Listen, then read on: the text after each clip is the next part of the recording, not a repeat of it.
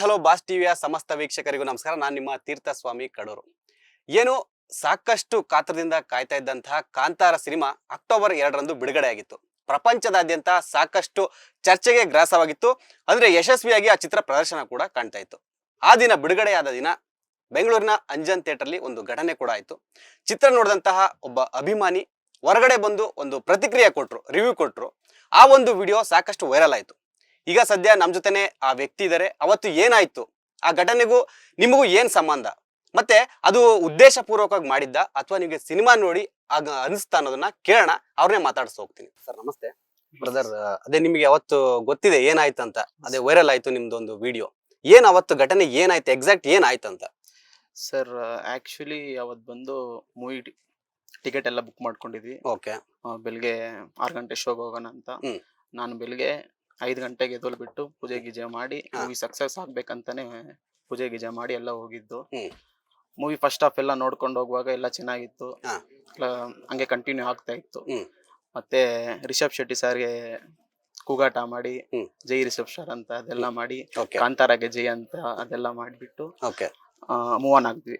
Move on ಆಗ್ಬಿಟ್ಟು theatre ಕುತ್ಕೊಂಡು full deep ಆಗಿ ಇನ್ವಾಲ್ವ್ ಆಗ್ಬಿಟ್ಟಿದೆ ಮೂವಿಗೆ. ಫುಲ್ ರಿಷಬ್ ಸರ್ ಬರುವಾಗೆಲ್ಲ ಕೂಗಾಟ ಇತ್ತು, ಚೆನ್ನಾಗಿ ಜೋಶಲ್ಲಿ ಫಿಲಮ್ ನೋಡ್ತಾ ಇದ್ದೆ. ಹೋಗ್ತಾ ಹೋಗ್ತಾ ಮೂವಿಗೆ ತುಂಬಾ ಇನ್ವಾಲ್ವ್ ಆಗ್ಬಿಟ್ಟೆ. ಫಸ್ಟ್ ಹಾಫ್ ಇಂದ ತುಂಬಾ ಚೆನ್ನಾಗಿತ್ತು ಅಂತ ಇದು ನಂದೇ ಫೋನ್ ಇತ್ತು, ನಂದು ಕೂಡ ಯೂಟ್ಯೂಬ್ ಚಾನಲ್ ಇದೆ, ರಿವ್ಯೂ ಕೊಡ್ತೀನಿ ಅದ್ರಲ್ಲಿ. ರಿವ್ಯೂ ಕೊಟ್ಟು ಈ ತರ ತುಂಬಾ ಚೆನ್ನಾಗೈತೆ ಫಿಲಮು, ಈ ತರ ನಂಗಂತೂ ತುಂಬಾ ಎಕ್ಸೈಟಿಂಗ್ ಆಗಿತ್ತು, ತುಂಬಾ ಚೆನ್ನಾಗಿತ್ತು, ಟೈಗರ್ ಬರೋ ಸೀನ್ ಎಲ್ಲ ತುಂಬಾನೇ ಚೆನ್ನಾಗಿತ್ತು ಅಂತ ನಾನು ಹೇಳ್ಪಟ್ಟೆ. ಆಮೇಲೆ ಸೆಕೆಂಡ್ ಹಾಫ್ ನೋಡಿದ್ಮೇಲೆ ಇನ್ನೂ ಡೀಪ್ ಆಗಿ ಇನ್ವಾಲ್ವ್ ಆಗ್ಬಿಟ್ಟು ಆ ಕಡೆ ಈ ಕಡೆ ನೋಡಿಲ್ಲ, ಬರೀ ಫಿಲಮೇ ನೋಡ್ತಾ ಇದ್ದೆ. ಅದ್ ಚೆನ್ನಾಗಿತ್ತು ಫಿಲಮ್ ಎಲ್ಲ. ಅದು ಏನಾಯ್ತು, ದುರ್ಗಿ ಅಮ್ಮದ್ ಬರುವಾಗ ಇನ್ನೂ ಸ್ವಲ್ಪ ವೈಬ್ರೇಟ್ ಆಯ್ತು. ಹಂಗೆ ಕಾಮ ಕುತ್ಕೊಂಡು ನೋಡ್ತಾ ಇದ್ದೆ ಪಿಕ್ಚರ್. ಅಲ್ಲೇನೇನಿತ್ತಂದ್ರೆ ಕಾರ್ನರ್ ಸೀಟ್ ಅಲ್ಲಿ ಕುತ್ಕೊಂಡಿದ್ದೆ, ಓಪನ್ ಆದ್ರೇನೆ ನಾನೇ ಆಚೆ ಬಂದೆ. ಹಿಂಗೆ ಸ್ಮೈಲ್ ಅಲ್ಲಿ ಹೋದೆ, ಈ ಮೂವಿ ತುಂಬಾ ಚೆನ್ನಾಗೈತೆ ರಿವ್ಯೂ ಮಾಡ್ಕೊಂಡು ಹಂಗೆ ಹೋದೆ. ಅಲ್ಲಿ ಮುಂದೆ ಚೆನ್ನಾಗಿ ನಕ್ಕೊಂಡು ಹೋದೆ. ಅಲ್ಲಿ ಹೋದ್ ತಕ್ಷಣ ಏನಾಯ್ತಂದ್ರೆ ಅಷ್ಟೊಂದು ಕ್ಯಾಮ್ರಾ ಇರೋತ್ತಂತ ನಂಗೆ ಗೊತ್ತಾಗಿಲ್ಲ. ಕ್ಯಾಮ್ರಾ ಇದೆ ಅಂತ ನಾನು ಆತರ ಮಾಡಕ್ ಹೋಗಿಲ್ಲ. ಮತ್ತೆ ಏನಾಯ್ತಂದ್ರೆ ಬಾಡಿ ವೈಬ್ರೇಟ್ ಆಯ್ತು, ಕೂಗಾಟ ಮಾಡ್ತಾ ಇದ್ದೀನಿ. ನಂಗೆ ಒಂದ್ ನಿಮಿಷ ನನ್ದ್ರಲ್ಲಿ ನಾನು ಇರ್ಲಿಲ್ಲ, ಏನ್ ಈ ತರ ಆಯ್ತಾ ಅಂತ. ಮತ್ತೆ ವಿಡಿಯೋ ಎಲ್ಲ ನೋಡಾದ್ಮೇಲೆ ಎಲ್ರು ಫ್ರೆಂಡ್ಸ್ ಎಲ್ಲ ಕಲ್ಸೋ ಸ್ಟಾರ್ಟ್ ಮಾಡಿದ್ರು, ಏನ್ ಈ ತರ ಎಲ್ಲ ಮಾಡ್ಬಿಟ್ಟಿದೀನ ಅಂತ. ನಂಗೂ ತುಂಬಾ ಬೇಜಾರಾಯ್ತು, ಏನ್ ಈ ತರ ಎಲ್ಲ ಕೂಗಾಡ್ಬಿಟ್ಟಿದೀನಿ. ಅಲ್ಲಿರೋರೆಲ್ಲ ಸುಮ್ನೆ ಕ್ಯಾಮ್ರಾ ಇಟ್ಕೊಂಡು ನೋಡ್ತಾವ್ರೆ ಹೊತ್ತು, ಯಾರು ಬಂದು ಈ ಹುಡುಗನ್ಗೆ ಏನಾಗೈತ ಅಂತ ಯಾರು ಕೇಳಲಿಲ್ಲ. ಅಂದ್ರೆ ನಿಮಗೆ ಅದು ಉದ್ದೇಶ ಪೂರ್ವಕ ಏನಿರ್ಲಿಲ್ಲ, ನಿಮಗೆ ಸಿನಿಮಾ ನೋಡಿದ್ರಿ, ಆ ಒಂದು ನೋಡಿದ ತಕ್ಷಣ ಆತರ ನಿಮಗೆ ಮನಸ್ಸಿಗೆ ಆಯ್ತು. ಆತರ ಆಯ್ತು, ನಂಗೆ ಏನಪ್ಪ ಈ ತರ ಮಾಡ್ಬಿಟ್ಟೆ. ಎಲ್ಲಾ ಫಿಲಮ್ ಅಲ್ಲಿ ಹೋಗ ಚೆನ್ನಾಗಿ ರಿವ್ಯೂ ಕೊಟ್ಬಿಟ್ಟು ಬರ್ತೀನಿ ನಾನು. ಈ ಮೂವಿ ಏನಂದ್ರೆ ಡಿಪೆಂಡ್ ಜಾಸ್ತಿ ಆಗ್ಬಿಟ್ಟೆ ನಾನು. ಇನ್ವಾಲ್ವ್ ಆಯ್ತು ಜಾಸ್ತಿ. ಆ ದೇವ್ರು ಬರೋದು, ಕೊಲ್ಗಜ್ಜ ಬರೋದು, ರಿಷಬ್ ಶೆಟ್ಟಿ ಸರ್ ಆತರ ಆಕ್ಟಿಂಗ್ ಮಾಡೋದು, ಫುಲ್ ಡೀಪ್ ಆಗಿ ಇನ್ವಾಲ್ವ್ ಆಗ್ಬಿಟ್ಟು ಫುಲ್ ಮೂವಿ ಮೈಂಡ್ ಅಲ್ಲೇ ಇದ್ದೆ ನಾನು. ಅಲ್ಲ, ನೀವು ಮೂಲತಃ ಎಲ್ಲಿ ಅವ್ರು? ನೀವು ಕರಾವಳಿ ಭಾಗದವ್ರ? ಇಲ್ಲ, ನಾವು ಬೆಂಗಳೂರು. ಇಲ್ಲೇ ಹುಟ್ಟಿ ನಿಮಗೇನು ಆ ದೈವ ಬಗ್ಗೆ ಏನು ಗೊತ್ತಿಲ್ಲ? ಈ ಕಾಂತಾರ ಬಂದ್ಮೇಲೆನೆ ನಮ್ಗೆ ಗೊತ್ತಾಗಿದ್ದು. ಅಂದ್ರೆ ಕಾಂತಾರ ಫಸ್ಟ್ ಪಾರ್ಟ್ ನೋಡಿದ್ರಲ್ಲ, ಅಂದ್ರೆ ಕಾಂತಾರ ಫಸ್ಟ್ ನೋಡಿದ್ರಲ್ಲ, ಕಾಂತಾರ 1 ಗೊತ್ತಾಗಿಂದ ನಾವು ಮನೆಯವರು ಆ ದೇವ್ರ ಪೂಜೆ ಮಾಡೋದಾಗ್ಲಿ ಎಲ್ಲ ಮಾಡಿದೀವಿ. ಅದು ನಾನು ಇನ್ಸ್ಟಾದಲ್ಲಿ ಹಾಕಿದೀನಿ. ಹೋದ್ ವರ್ಷ ಇದೇ ಟೈಮ್ಗೆ ಆ ದೇವ್ರದ್ದು ಫೋಟೋ ಕೂಡ ಪೋಸ್ಟ್ ಮಾಡ್ಬಿಟ್ಟು ನನ್ ಪ್ರೊಫೈಲ್ಗೆ ಹಾಕೊಂಡಿದ್ದೀನಿ. ಈಗ್ಲೂ ಐತದು, ನಾನು ಈಗ್ಲೂ ಎತ್ತಿಲ್ಲ. ಅವಾಗೇನು ಈ ತರ ನಿಮಗೆ ಆಗಿರ್ಲಿಲ್ಲ, ಅನುಭವ ಆಗಿರ್ಲಿಲ್ಲ? ನಾವು ಭಕ್ತಿಯಿಂದ ಪೂಜೆ ಮಾಡ್ಕೊಂಡು ದೇವ್ರಿಗೆ ಆರಾಧನೆ ಮಾಡ್ಕೊಂಡು ಇದ್ವಿ. ಕಾಂತಾರ ನೋಡಿದ್ಮೇಲೆ? ಕಾಂತಾರ 1 ನೋಡಿದ್ಮೇಲೆ ಏನ್ ಇಷ್ಟು ಸತ್ಯ ಆಯ್ತಾ ಆ ದೇವ್ರ ಹತ್ರ ಅಂತ ನಾವು ಮನೆಯಲ್ಲಿ ಆಗಿರ್ಲಿ, ಆಚೆ ಕಡೆ ಹೋಗೋವಾಗಿರ್ಲಿ ಆ ದೇವ್ರನ್ನ ಮುಗ್ಬಿಟ್ಟೆ ಹೋಗೋದು. ಓಕೆ.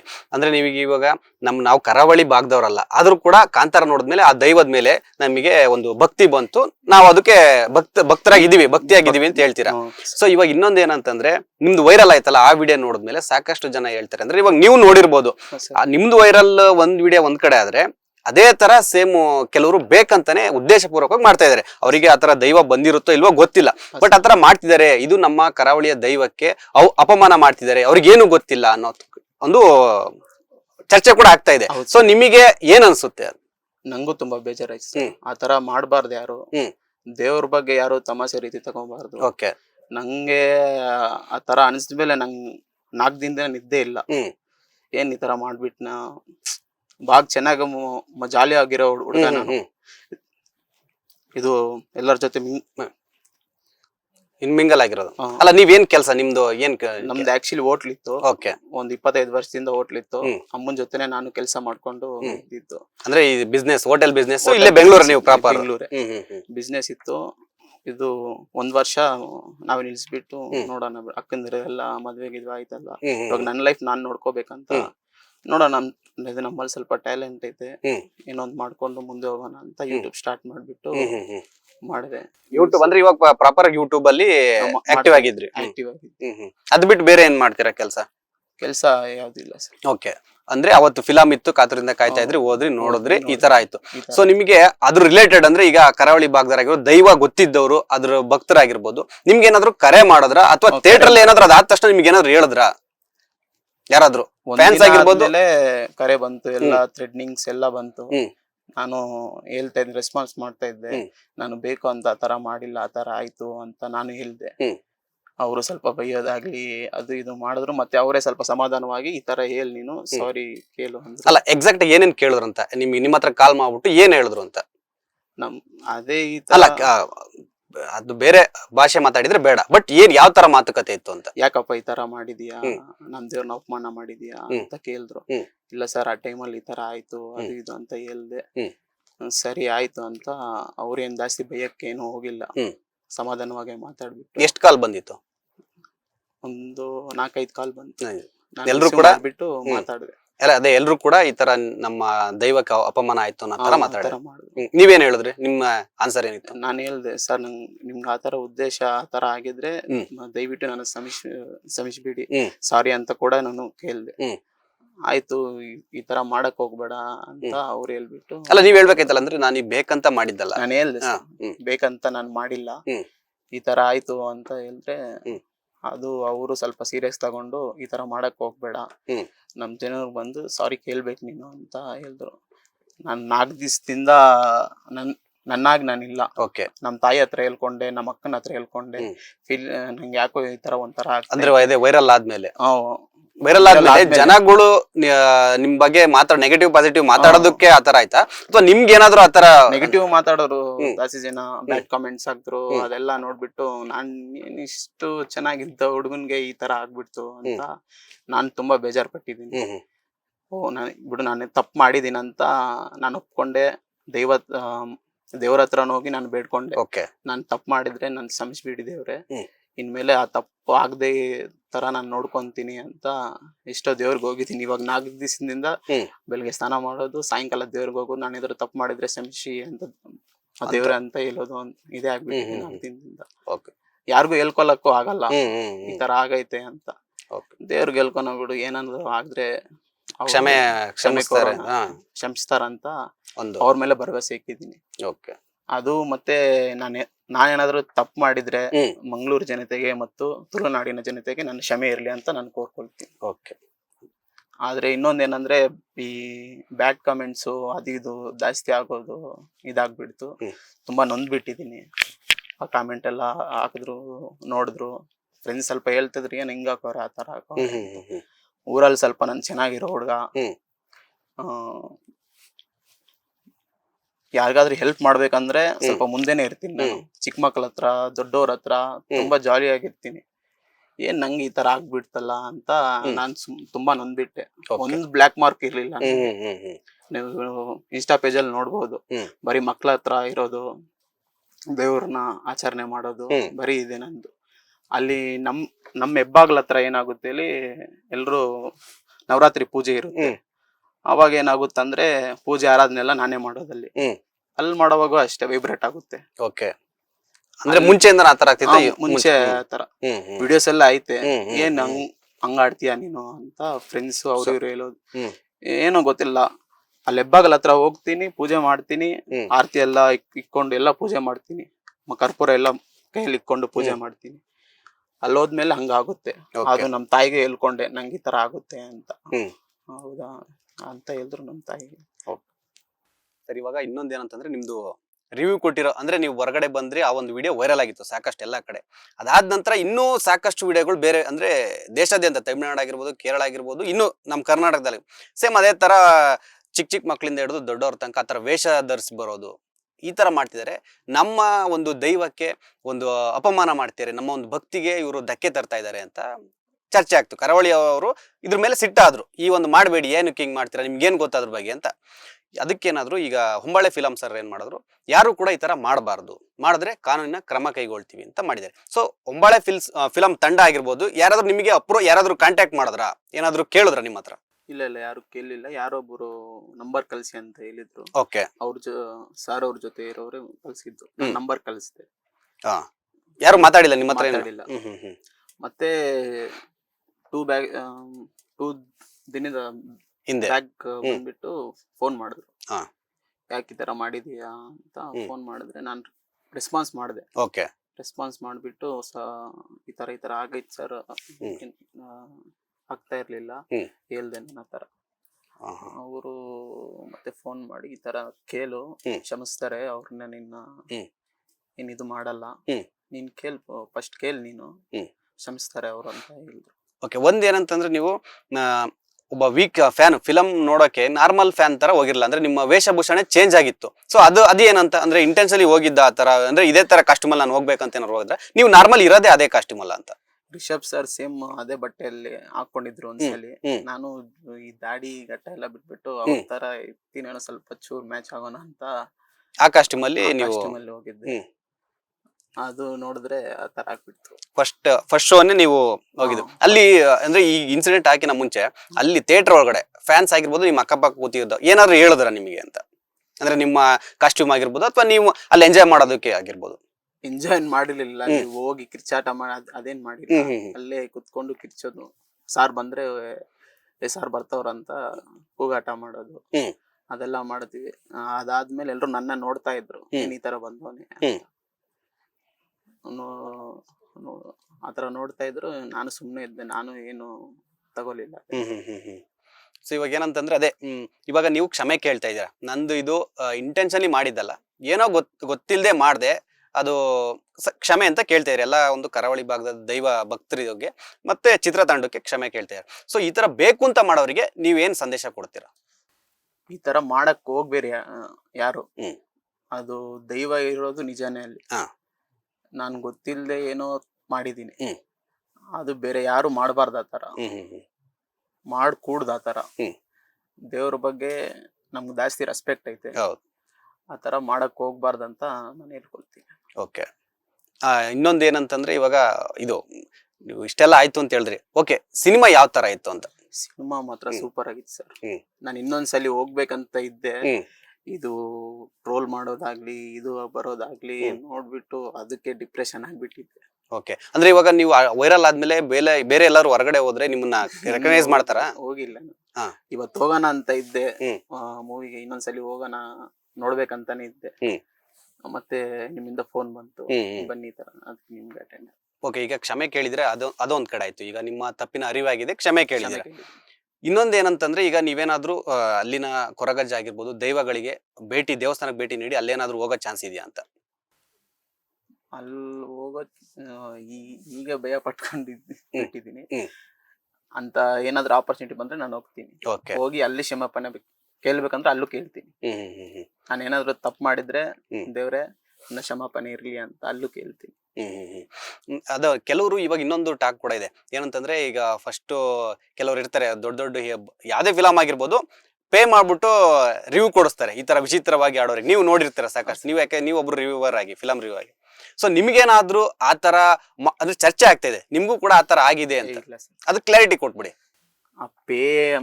ಪೇಮೆಂಟ್ ಆಗ್ಲಿ ಅದಾಗ್ಲೂ ಯಾವ್ದು ಇಲ್ಲ ಆ ತರ. ನನ್ಗೆ ಇಷ್ಟ ಆಯ್ತು, ಕಾಂತಾರ ಮೂವಿ ನಾನ್ ನೋಡ್ಬೇಕು, ಆಸ್ ಎ ಪ್ರೇಕ್ಷಕನಾಗಿ ನಾನ್ ನೋಡ್ಬೇಕಂತ ನಾನು ತುಂಬಾ ಎಕ್ಸೈಟ್ಮೆಂಟ್ ಆಗಿದ್ದೆ. ಒಂದ್ ವಾರದಿಂದ ನಮ್ ಫ್ರೆಂಡ್ ಜೊತೆ ಎಲ್ಲ ಡಿಸ್ಕಸ್ ಮಾಡಿದೀನಿ ನಾನು. ಹೋಗ್ಬೇಕು, ತುಂಬಾ ಚೆನ್ನಾಗಿರುತ್ತೆ, ಮತ್ತೆ ದೇವ್ರ ಬಗ್ಗೆ ಆ ತರ ತೋರಿಸಿರ್ತಾರೆ ರಿಷಬ್ ಶೆಟ್ಟಿ ಸರ್. ಕಾಂತಾರ ಸೆಕೆಂಡ್ ಗಿಂತ ಕಾಂತಾರ 1 ತುಂಬಾ ಚೆನ್ನಾಗಿರುತ್ತೆ ಅಂತ ಅದೇ ಮೈಂಡ್ ಅಲ್ಲಿ ಇದ್ವಿ. ನಮ್ಗೆ ಅದೇ ತರ ಸಿಗೈತೆ. ಚೆನ್ನಾಗಿತ್ತು, ತುಂಬಾನೇ ಚೆನ್ನಾಗಿತ್ತು. ನಾನ್ ಮಾತ್ರ ತುಂಬಾ ಭಕ್ತಿಯಿಂದ ಪಿಕ್ಚರ್ ನೋಡಿದೀನಿ. ಬೆಳಿಗ್ಗೆ ಪೂಜೆ ಮಾಡ್ಬಿಟ್ಟು ವಿಭೂತಿ ಎಲ್ಲ ಇಟ್ಕೊಂಡು ಫಿಲಂ ಸಕ್ಸಸ್ ಆಗ್ಲಿ ಅಂತಾನೆ ಹೋಗಿದ್ದು. ಆ ಟೈಮಲ್ಲಿ ನಾನು ಚೆನ್ನಾಗಿ ರಿವ್ಯೂ ಕೊಟ್ಕೊಂಡೆ ಹೋದೆ. ಆ ಟೈಮಲ್ಲಿ ಚೆನ್ನಾಗಿ ಜಾಲಿಯಾಗಿ ನಕ್ಕೊಂಡ್ ಬರ್ತಾ ಇದ್ದೆ, ಫೋನ್ ಇಟ್ಕೊಂಡೆ ರಿವ್ಯೂ ಕೊಡ್ತಾ ಇದ್ದೆ. ಆ ಟೈಮಲ್ಲಿ ಏನಾಯ್ತಂದ್ರೆ ಮೂವಿ ನೋಡಿದ ತಕ್ಷಣ ನಂಗೆ ವೈಬ್ರೇಷನ್ ಆಯ್ತು. ವಿಬ್ರೇಷನ್ ಆಗಿ ಆ ತರ ಆಯ್ತು. ಯಾರು ಬಂದು ಇಟ್ಕೊಂಡು ಏನ್ ಈ ತರ ಆಡ್ತಾವನಂತ ಯಾರು ಬಂದು ಕೇಳಲಿಲ್ಲ. ಸುಮ್ನೆ ಎಲ್ರು ಬಂದ್ರು, ವಿಡಿಯೋ ತೆಕ್ಕೊಂಡ್ರು, ಸೋಶಿಯಲ್ ಮೀಡಿಯಾ ಎಲ್ಲ ಸ್ಪ್ರೆಡ್ ಮಾಡ್ಬಿಟ್ಟು ಇಲ್ಲಿಂದ ಎಲ್ಲಿ ಫುಲ್ ತಮಿಳ್ನಾಡು ಕರ್ನಾಟಕ ಫುಲ್ ಎಲ್ಲ ಸ್ಪ್ರೆಡ್ ಆಗ್ಬಿಟ್ಟು ನಾನು ನೋಡಕ್ ಹೋಗಿಲ್ಲ. ಏನ್ ನನ್ನ ಈ ತರ ತೋರಿಸ್ಬಿಟ್ರೆ ಅಂತ ತುಂಬಾ ಬೇಜಾರು ಪಟ್ಟೆ. ಅದು ಆ ತರ ಆಯ್ತು. ಅಲ್ಲಿ ಒಂದು ನಿಮ್ ಕೆಲವು ವಿಡಿಯೋ ಮಾಡ್ತಾ ಇರ್ತಾರೆ ಯೂಟ್ಯೂಬರ್ಸ್ ಆಗಿರ್ಬೋದು, ಕೆಲವರು ಹಿಂದೆ ನಗ್ತಾ ಇರ್ತಾರೆ. ಕೆಲವು ಏನ್ ಅನ್ಸಿರುತ್ತೆ ಅಂದ್ರೆ ಇವ್ರು ಬೇಕಂತಾನೆ ಹಿಂಗ್ ಮಾಡ್ತೀವಿ, ವಿಚಿತ್ರವಾಗಿ ಆಡ್ತಾ ಇದಾರೆ ಅಂತ. ಯಾಕಂದ್ರೆ ನೋಡಿರ್ತಾರೆ ಕೆಲವೆಲ್ಲ. ಸೊ ನಿಮ್ಗೆ ಅದಾದ ಅಂದ್ರೆ ನಿಮ್ಗೆ ಅದೊಂದು 5 ನಿಮಿಷ ನಿಮ್ಗೆ ಏನೋ ನನ್ಗೆ ಗೊತ್ತಾಗ್ಲಿಲ್ಲ ನಾನು ಏನ್ ಮಾಡಿದೆ ಅಂತ ಹೇಳಿದ್ರಿ. ಸೊ ಅದಾದ್ಮೇಲೆ ಏನಾಯ್ತು ಅಂತ, ನೀವ್ ಒಬ್ರೇ ಬಂದಿದ್ರ, ಮನೆಗೆ ಹೋದ್ರ, ಅಥವಾ ಅಲ್ಲಿ ಏನಾದ್ರು ಡಿಸ್ಕಷನ್ ಆಯ್ತಾ, ಯಾರಾದ್ರೂ ಕೇಳಿದ್ರ ನಿಮ್ಮ ಹತ್ರ ಅಂತ? ಅದು ಯಾರು ಕೇಳಿಲ್ಲ ಸರ್. ನನ್ ಚೊಪ್ಲಿ ಎಲ್ಲ ಬಿಚ್ಬಿಟ್ಟು ನನ್ನ ನಂತರ ನಾನಿಲ್ಲ ಅಲ್ಲಿ. ಮೊಬೈಲ್ ಕೂಡ ಅಲ್ಲೇ ಬಿದ್ದಿತ್ತು. 3 ಮೊಬೈಲ್ ಅಲ್ಲೇ ಬಿದ್ದೋಗಿತ್ತು. ಅದು ಫೋನ್ ಹಿಂಗ್ ಇಟ್ಕೊಂಡಿದೀನಿ, ಅದು ವಿಡಿಯೋನು ಅದು ಸರಿಯಾಗಿ ಬಂದಿಲ್ಲ ನನ್ನೂರಲ್ಲೂ. ಎಲ್ರು ಫೋನ್ ಇಟ್ಕೊಂಡು ಡ್ರಾಮಾ ಮಾಡ್ಬೇಕಂತ ಬಂದವನೆ, ಏನೇನೋ ಕಾಮೆಂಟ್ಸ್ ಗಳೆಲ್ಲ ಓದ್ಬಿಟ್ಟು ನಂಗೆ ತುಂಬಾ ಬೇಜಾರಾಗ್ಬಿಡ್ತು. ಏನ್ ಇಷ್ಟು ಚೆನ್ನಾಗಿ ಹೆಸರು ಮಾಡ್ಕೊಂಡಿದ್ದೆ, ಅದು ಕೆಟ್ಟ ಕೆಲ್ಸಕ್ಕಂತೂ ನಾನು ಮುಂದೆ ಹೋಗಿರ್ಲಿಲ್ಲ. ಒಂದ್ ಸಿಗರೇಟ್ ಆಗಿರ್ಲಿ, ಕುಡಿಯೋದಾಗಿಲ್ಲ, ಚಟಾಕುಟ ಏನು ಇಲ್ಲ. ಚಿಕ್ಕ ಮಕ್ಳ ಹತ್ರ ಜಾಲಿಯಾಗಿ ಎಂಜಾಯ್ ಮಾಡ್ಕೊಂಡು ಅವ್ರ ಹತ್ರ ಮಾತಾಡ್ಕೊಂಡು, ಅವ್ರು ಮಾತಾಡೋದು ನಾನ್ ಕುತ್ಕೊಂಡ್ ಮೀಟಿಂಗ್ ಹೊಡಿಯೋದು, ಆ ತರನೇ ಇತ್ತು. ಮತ್ತೆ ದೊಡ್ಡವ್ರ ಹತ್ರ ವಯಸ್ಸು ಒಂದ್ 50 ವರ್ಷ ಅವ್ರ ಹತ್ರನ ಅಷ್ಟೇ ತುಂಬಾ ಫನ್ನಿ ಆಗಿ ಜಾಲಿಯಾಗಿರ್ತೀನಿ. ಏನ್ ನನ್ಗೆ ಈ ತರ ಆಗ್ಬಿಡ್ತಂತ ತುಂಬಾ ನೊಂದ್ಬಿಟ್ಟೆ 4 ದಿನದಿಂದ.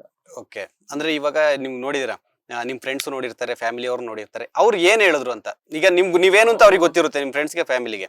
ಸೊ ಏನಾದ್ರು ಅವ್ರು ಹೇಳಿದ್ರು, ಏನ್ ಈ ತರ ಮಾಡೋನೆ, ಹುಚ್ಚುಚ್ಚಾಗಿ ಮಾಡೋನೆ, ಈ ತರ ಮಾಡೋನೆ ಅಂತ ಕಲ್ಸಿದ್ರು, ನಕ್ಕುದ್ರು, ಎಲ್ಲಾ ಮಾಡಿದ್ರು. ಮತ್ತೆ ಅವರೇ ಬಂದ್ಬಿಟ್ಟು ಬಿಡು, ಏನಾಗಲ್ಲ ಬಿಡು ಅಂತ ಅವರು ಸ್ವಲ್ಪ ಇದ್ ಮಾಡಿದ್ರು. ನಾವೆಲ್ಲ ಇದೀವಿ, ಏನ್ ತಪ್ಪು ಮಾಡಿಲ್ಲ ಬಿಡು ನೀನು ಅಂತ. ಮತ್ತೆ ನನ್ನ ತಾಯಿಗೆ, ನಮ್ಮ ಅಕ್ಕಂದಿರಿಗೆ, ನಮ್ಮ ಫ್ರೆಂಡ್ಸ್ಗೆಲ್ಲ ಹೇಳ್ದೆ, ಇಲ್ಲಮ್ಮ ಈ ತರ ಮಾಡಿಲ್ಲ, ಆ ತರ ಆಯ್ತು ಅಂತ ನಮ್ಮ ತಾಯಿಗೆ ಹೇಳ್ಕೊಂಡೆ. ಬಿಡೋ ಮಗನೇ, ಏನ್ ಬೇಜಾರ್ ಪಡ್ಬೇಡ, ನೀನ್ ತಪ್ಪು ಮಾಡಿದ್ರೆ ಆ ದೇವ್ರ ಏನ್ ಶಿಕ್ಷೆ ಕೊಟ್ರು ನೀನ್ ಈಸ್ಕೋ, ಅದ್ ಮುಂದೆ ಏನಾಗುತ್ತೋ ನೋಡೋಣ ಅಂತ ನಮ್ಮ ತಾಯಿ ಹೇಳಿದ್ರು. ಫೈನಲಿ ನೀವು ಅಂದ್ರೆ ಆ ಒಂದು ಮಾಡದ ತಪ್ಪಿಗೆ ಕ್ಷಮೆ ಕೇಳಿ. ಫೈನಲಿ ನಿಮ್ಮ ಅಂದ್ರೆ ಚಿತ್ರತಂಡದವರಾಗಿರ್ಬೋದು, ನೋಡ್ತಾ ಇದ್ದವರಿಗೆ, ಜನಗಳಿಗೆ ಏನಾದ್ರು ಒಂದು ಹೇಳಿ ಸಂದೇಶ, ಅಂದ್ರೆ ತಪ್ಪಾಯ್ತು ಅಂತ ಹೇಳ್ತೀರಾ, ಅಥವಾ ಈ ತರ ಮಾಡೋರಿಗೆ ಏನಾದ್ರು ಮೆಸೇಜ್ ಕೊಡ್ತಿರೋ? ಪ್ಲೀಸ್ ದಯವಿಟ್ಟು ಯಾರೇ ಆಗ್ಲಿ ದೇವ್ರ ವಿಚಾರದಲ್ಲಿ ಈ ತರ ಮಾಡಕ್ ಹೋಗ್ಬೇಡಿ. ದೇವ್ರು ತುಂಬಾ ದೊಡ್ಡವರು. ಆ ತರ ನೀವೇನಾದ್ರೂ ಮಾಡಕ್ ಹೋದ್ರೆ ಶಿಕ್ಷೆ ಖಂಡಿತ ಇದ್ದೇ ಇರುತ್ತೆ. ಪ್ಲೀಸ್ ಆ ತರ ಮಾಡಕ್ ಹೋಗ್ಲೇಬೇಡಿ ಯಾರು. ನಾನೇನಾದ್ರೂ ತಪ್ಪು ಮಾಡಿದ್ರೆ ಮಂಗಳೂರು ಜನತೆಗೆ ಮತ್ತು ತುಳುನಾಡಿನ ಜನತೆಗೆ ನನ್ನ ಕ್ಷಮೆ ಇರಲಿ. Sorry for that.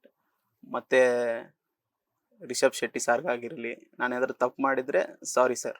ಸೊ ಇವಾಗ ಒಂದ್ ಕಡೆ ಏನಂತಂದ್ರೆ ಕ್ಷಮೆ ಕೇಳಿದಿರ, ನೀವು ಮಾಡದೆ ಗೊತ್ತಿದ್ದು ಮಾಡದೆ ಏನೋ ತಪ್ಪಿಗೆ ಕ್ಷಮೆ ಕೇಳಿದಿರ, ಆಯ್ತು. ಒಂದ್ ಕಡೆ ಬೆದರಿಕೆ ಕರೆಗಳು ಆಲ್ರೆಡಿ ಬಂದಿದೆ ನಿಮ್ಗೆ, ಇನ್ನ ಬೆದರಿಕೆ ಹಾಕೋರ್ ಆಗಿರ್ಬೋದು. ಯಾಕೆಂತಂದ್ರೆ ಅವರ ಒಂದು ಭಕ್ತಿಗೆ ಧಕ್ಕೆ ತಂದಿರೋದಂತೂ ನಿಜ, ಅದು ಸುಳ್ಳಲ್ಲ. ತುಳುನಾಡಿನ ಜನತೆಗೆ ಏನ್ ಹೇಳಕ್ ಇಷ್ಟಪಡ್ತೀರಾ? ತುಳುನಾಡಿನ ಜನತೆಗೆ ನನ್ನ ಕ್ಷಮಾಪಣೆ ಇರಲಿ. ನಾನು ಇನ್ಮೇಲೆ ಆ ಥರ ಮಾಡಕ್ಕೆ ಹೋಗಲ್ಲ, ಆ ಥರ ಮಾಡೋದು ಇಲ್ಲ. ಒಂದ್ಸಲಿ ಬುದ್ಧಿ ಕಲ್ದ ಮೇಲೆ ಇನ್ನೊಂದ್ಸಲಿ ಆ ಥರ ಸ್ಟೆಪ್ಪು ಹಾಕಕ್ಕೆ ಹೋಗಲ್ಲ ನಾನು. ಇದು ನನ್ನಿಂದ ಏನಾದರೂ ತಪ್ಪಾಗಿದ್ರೆ ತುಳುನಾಡಿನ ಜನತೆಗೆ ಕ್ಷಮೆ ಇರಲಿ, ಸಾರಿ ಕೇಳ್ಕೊತೀನಿ. ಪ್ಲೀಸ್ ಬ್ಯಾಡ್ ಕಾಮೆಂಟ್ಸು ಆ ಥರ ಆಗಬೇಡಿ. ಈಗಲೇ ತುಂಬ ನೊಂದ್ಬಿಟ್ಟಿದ್ದೀನಿ. ನಾನು ನಿಮ್ಮವ ಅಂತ ನಂಗೊಂದು ಆಪರ್ಚುನಿಟಿ ಕೊಟ್ಟು ಈ ನಮ್ಮ ವೆಂಕಟ್ನ ಮುಂದೆ ಕರ್ಕೊಂಡು ಹೋಗ್ಬೇಕು ನೀವೇ. ಸೊ ಇದಿಷ್ಟು ಏನಂತಂದ್ರೆ ವೆಂಕಟ್ ಅವರು ಆ ಒಂದು ವೈರಲ್ ಆದಂತಹ ಒಂದು ವಿಡಿಯೋ ಸಂಬಂಧ ಮಾತನಾಡಿದ್ದಾರೆ, ಕ್ಷಮೆ ಕೂಡ ಕೇಳಿದ್ದಾರೆ. ಚಿತ್ರತಂಡಕ್ಕಾಗಿರ್ಬೋದು, ತುಳುನಾಡಿನ ಜನತೆಗೆ ಕ್ಷಮೆ ಕೇಳಿದ್ದಾರೆ. ಸೊ ಮುಂದೆ ನೋಡೋಣ. ಅಂದ್ರೆ ಅವ್ರು ಹೇಳಿದ್ದಾರೆ ಏನಂತಂದ್ರೆ, ನಾ ಇಂಟೆನ್ಷನ್ಲಿ ಯಾವುದು ಈ ತರ ಮಾಡಿಲ್ಲ, ಅದು ಆ ಫಿಲಮ್ ನೋಡಿದ ತಕ್ಷಣ ನನಗೆ ಹಂಗ ಅನಿಸ್ತು, ಅದಕ್ಕೆ ಹಂಗೆ ಮಾಡಿದ್ದೀನಿ ಅನ್ನೋ ಥರ ಕೇಳಿದ್ದಾರೆ, ಕ್ಷಮೆ ಕೂಡ ಕೇಳಿದ್ದಾರೆ. ಸೊ ವೆಂಕಟ್ ಅವರಿಗೆ ನೆಕ್ಸ್ಟ್ ಯಾವುದೇ ಆ ಥರ ಗೊತ್ತೋ ಗೊತ್ತಿಲ್ಲದೇನೋ ತಪ್ಪು ಮಾಡದೇ ಇರಲಿ ಅನ್ನೋದು ಕೂಡ ನಮ್ಮ ಒಂದು ಆಶೆ ಆಗಿರುತ್ತೆ. ಲೇಟೆಸ್ಟ್ ಹಾಗೂ ಇಂಟ್ರೆಸ್ಟಿಂಗ್ ಸುದ್ದಿಗಳಿಗಾಗಿ ಬಾಸ್ ಟಿವಿ ಕನ್ನಡ ಚಾನೆಲ್ನ ಸಬ್ಸ್ಕ್ರೈಬ್ ಮಾಡಿ. ಹಾಗೆಯೇ ಬೆಲ್ ಐಕಾನ್ ಪ್ರೆಸ್ ಮಾಡಿ. ಇದರ ಜೊತೆಗೆ ಫೇಸ್ಬುಕ್, ಇನ್ಸ್ಟಾಗ್ರಾಮ್, ಎಕ್ಸ್ನಲ್ಲೂ ಮಿಸ್ ಮಾಡದೆ ಫಾಲೋ ಮಾಡಿ.